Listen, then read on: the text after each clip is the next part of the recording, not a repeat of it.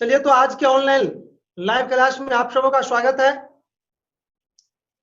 जैसा कि पिछले क्लास में हम लोगों के बीच राय मशवरा ये हुआ था कि अगले क्लास में इकोनॉमिक्स शुरू करेंगे, उसी के तहत आज इकोनॉमिक्स शुरू होगा।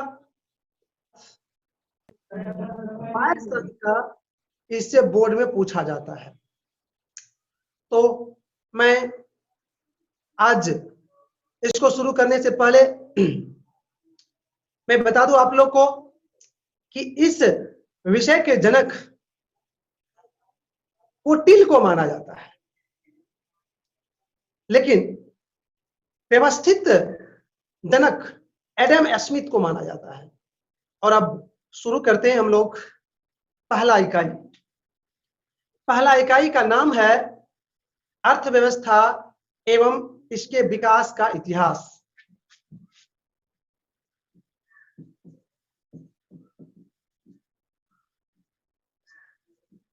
एवं इसके विकास का इतिहास। मेरे भाई, ये है चैप्टर का नाम, जो सभी आदमी नोट कर लिए होंगे। अब नोट जब कर लिए हैं तो पेन को नीचे रखिए और इस चैप्टर के संबंध में समझ लीजिए, क्योंकि आपको मालूम ही है किसी भी चैप्टर का जो नाम होता है उस चैप्टर की पूरी तरह से आयना होती है, उसका सारांश होता है। तो देखिए, हम बताने का प्रयास करते हैं कि इस चैप्टर के नाम के पीछे क्या छुपा हुआ है। सबसे पहला है अर्थव्यवस्था। अब सुनिए, अर्थव्यवस्था क्या होता है मेरे भाई, ध्यान से सुनिएगा। अर्थव्यवस्था को बताने से पहले मैं एक अन्य शब्द पर चर्चा करना चाहता हूं, ताकि आपको अर्थव्यवस्था जब बताएंगे तो इसको समझने में दिक्कत नहीं हो। वो शब्द है क्रिया, अर्थात काम।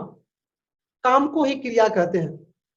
अभी जैसे हम पढ़ा रहे हैं तो हम काम कर रहे हैं, आप पढ़ रहे हैं तो आप काम कर रहे हैं। किसान मूंग लगा रहे हैं या मूंग को तोड़ रहे हैं तो काम कर रहे हैं। इस तरह से काम समझ गए। अब कोई सो रहा है तो वो भी एक तरह से काम ही होता है।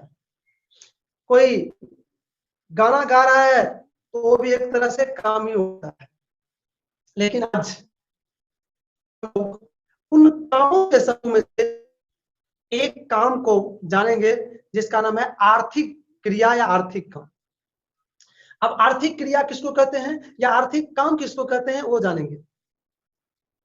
मेरे भाई, जिस काम को करने के बाद हमें रुपया, पैसा, इनाम इत्यादि की प्राप्ति होती है, उसे ही आर्थिक क्रिया कहा जाता है।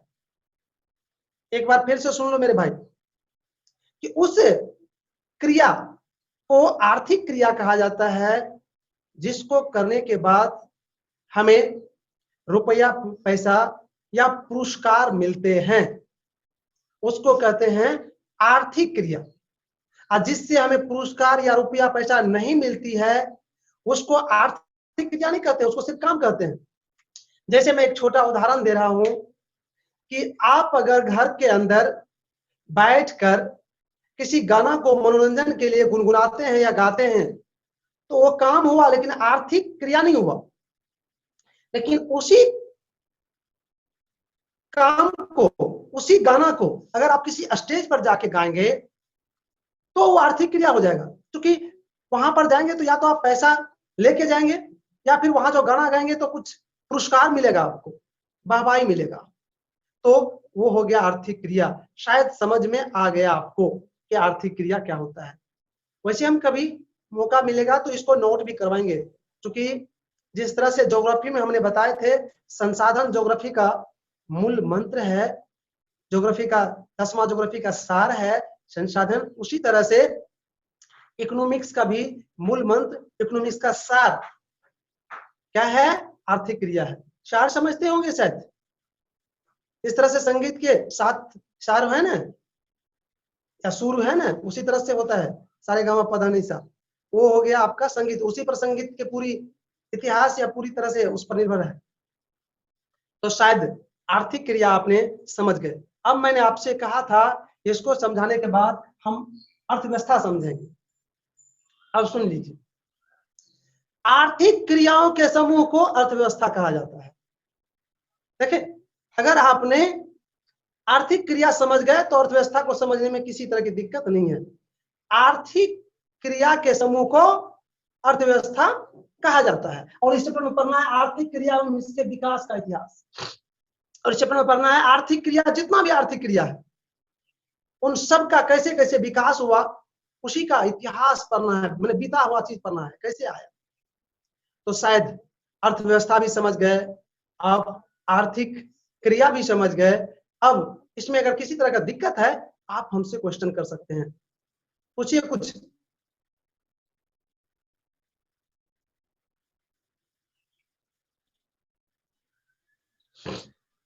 दोनों में अंतर क्या है? जी एक बार फिर से बोलिए। सर बोले अर्थव्यवस्था और एक तो बोले दोनों में अंतर क्या है?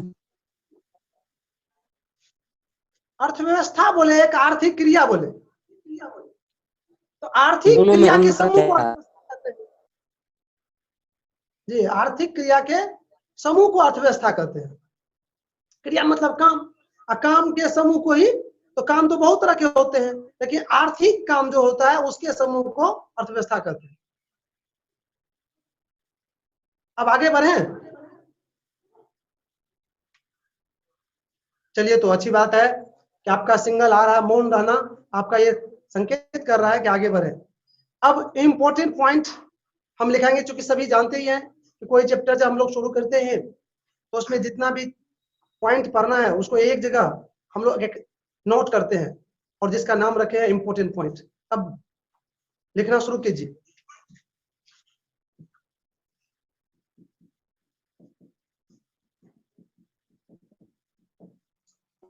1 नंबर में वही लिखिए, अर्थव्यवस्था के परिभाषा परिचय।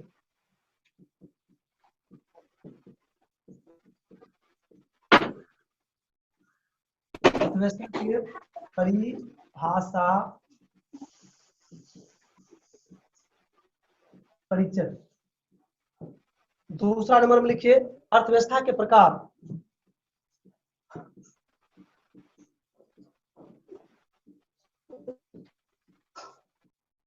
और चौथा नंबर में लिखिए अर्थव्यवस्था का विकास।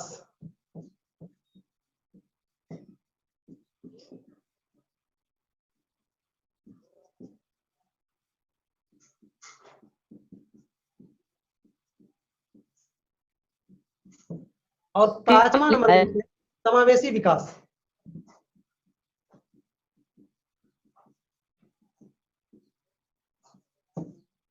छठा नंबर में लिखिए आर्थिक विकास और आर्थिक वृद्धि में अंतर।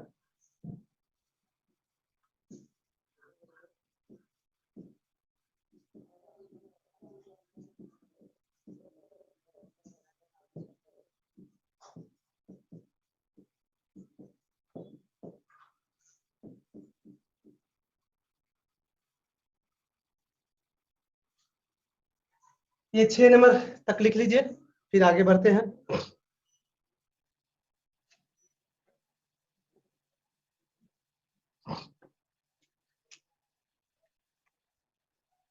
सात नंबर का है सतत विकास।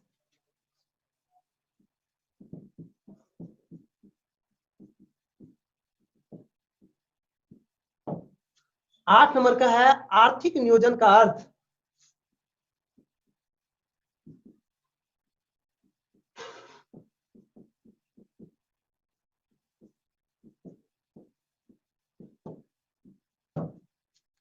9 नंबर में है भारत में योजना आयोग।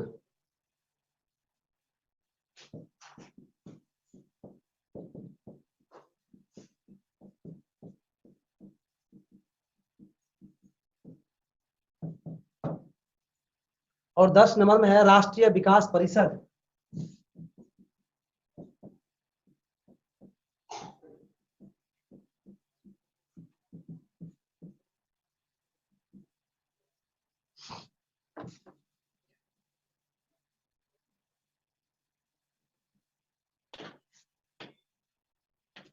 और 11 नंबर में है वस्तु विनिमय प्रणाली।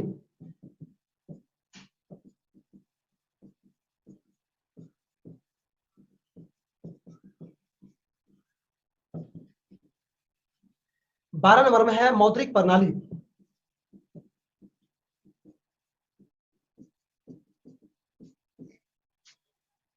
और 13 नंबर में है कोर बैंकिंग प्रणाली। अब अगला पॉइंट था 14 नंबर हमने लिखा दिए एटीएम। अब 15 नंबर में डेबिट कार्ड।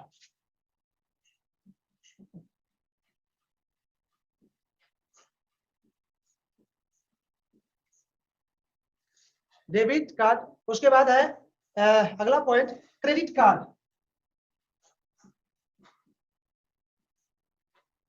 क्रेडिट कार्ड,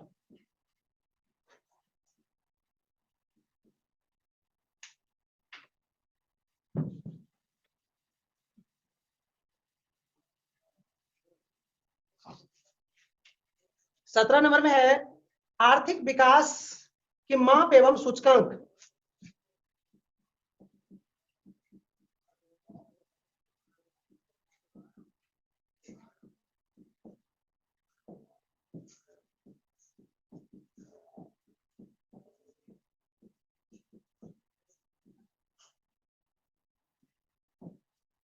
अठारह नंबर में है मानव विकास सूचकांक।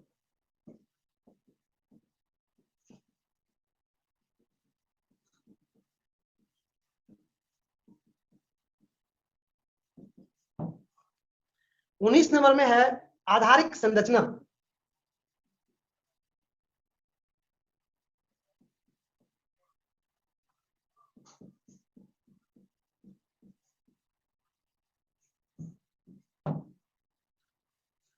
और 20 नंबर में है बिहार के विकास की स्थिति।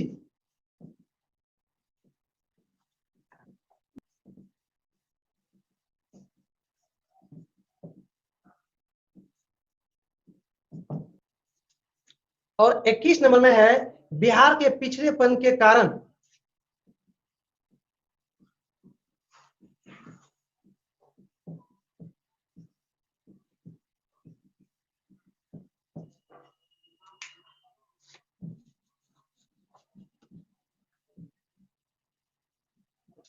और 22 नंबर में है बिहार के पिछड़ेपन को दूर करने का उपाय।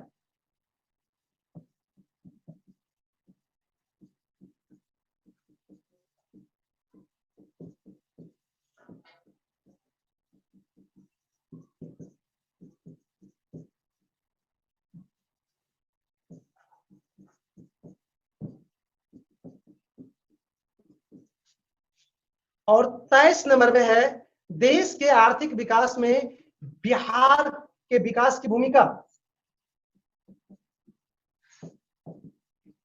देश की आर्थिक विकास में बिहार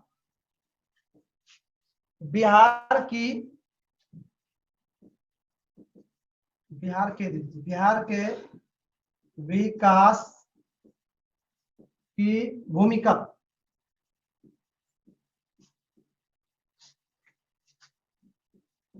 और 24 में है मूलभूत आवश्यकताएं।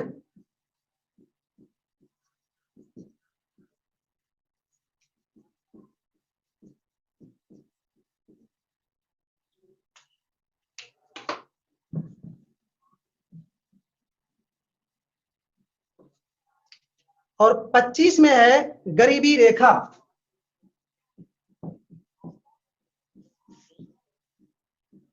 गरीबी रेखा। और 26 में है नरेगा।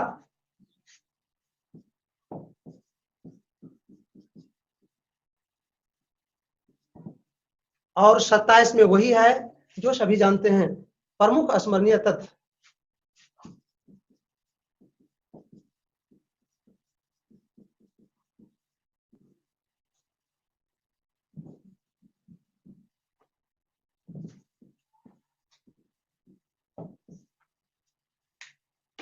तो इस तरह से आप लोग नोट कर लीजिए इसको बढ़िया से पढ़िए। अब अगला पॉइंट है आपका इसी में से अर्थव्यवस्था का परिभाषा परिचय।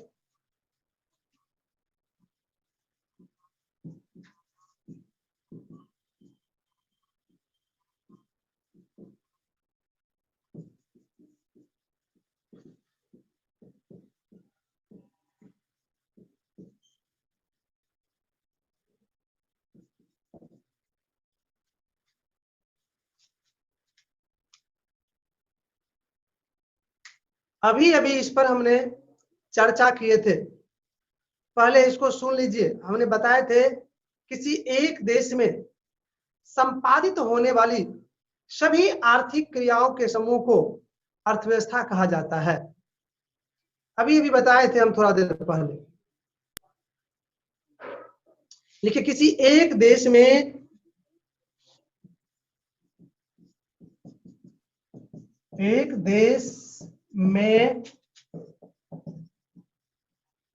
संपादित होने वाली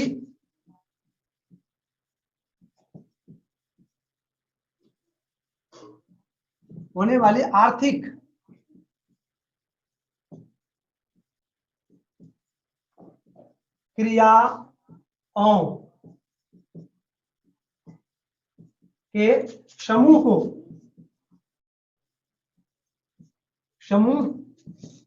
समूह को अर्थव्यवस्था कहा जाता है।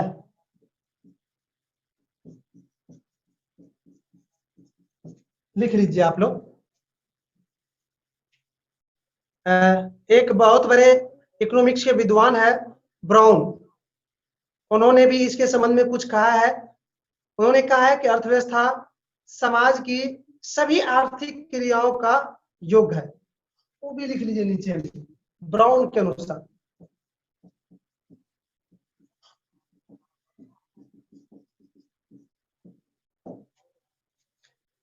अर्थव्यवस्था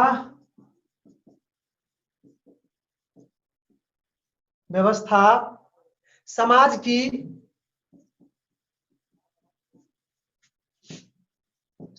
की सभी आर्थिक क्रियाओं का योग है। सभी आर्थिक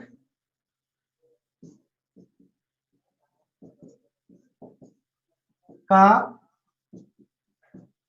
योग है। इस तरह से हमने आपको अर्थव्यवस्था क्या है उसको समझाया और लिखाया भी। अब इस पर भी अगर कोई क्वेश्चन है तो आप कर सकते हैं। सर ब्राउन का मतलब क्या हुआ? ये ब्राउन एक व्यक्ति का नाम है जो बहुत बड़े अर्थशास्त्री है। और कोई? चलिए, तो अच्छी बात है कि आप लोग अब पूरी तरह से इसको समझ गए हैं। तो आज की पढ़ाई को यही हम विराम देते हैं।